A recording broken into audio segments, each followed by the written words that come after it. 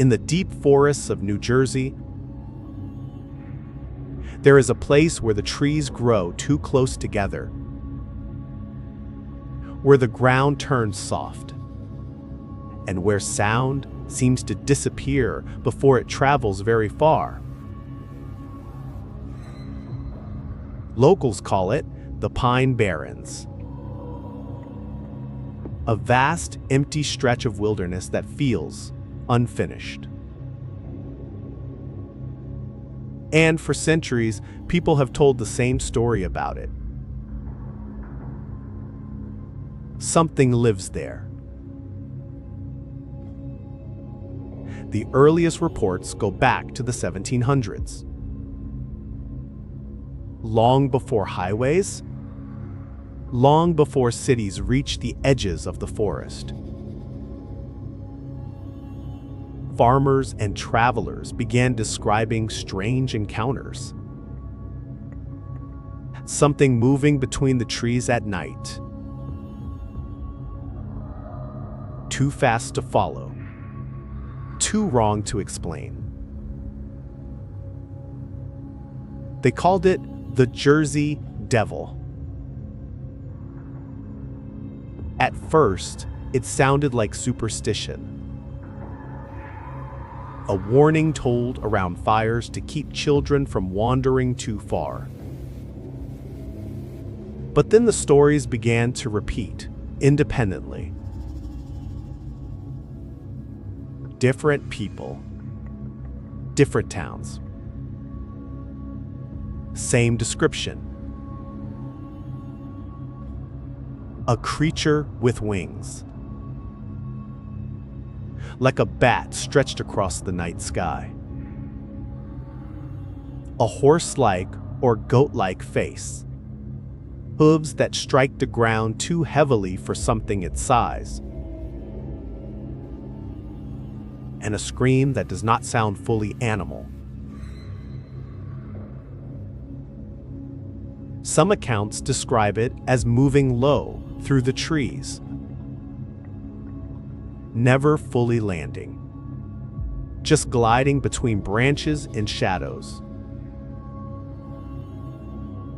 One of the most famous waves of sightings happened in 1909. Over several days, reports came in from across New Jersey and even Philadelphia.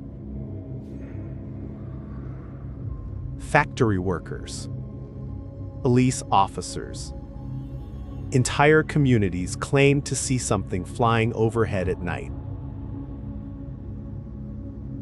Some said it attacked livestock. Others said it simply watched from rooftops before disappearing into the dark. Authorities eventually dismissed many reports as mass hysteria. But the fear had already spread too far.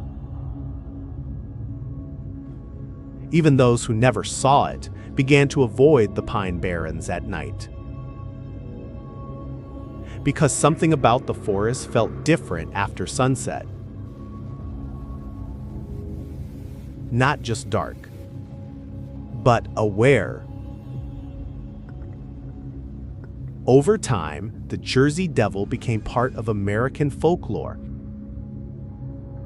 A story told in books, newspapers, and campfire warnings passed through generations.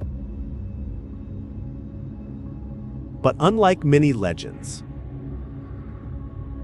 this one never fully faded. Skeptics point to misidentifications. Large birds. Hysteria during tense historical periods. The power of suggestion in isolated places. But believers point to something harder to dismiss.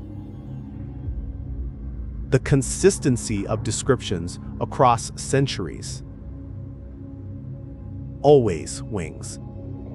Always horns. Always something that does not belong in the forest. And in the Pine Barrens today, even experienced hikers admit something strange.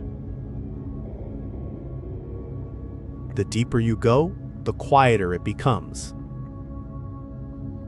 As if the forest itself is listening and watching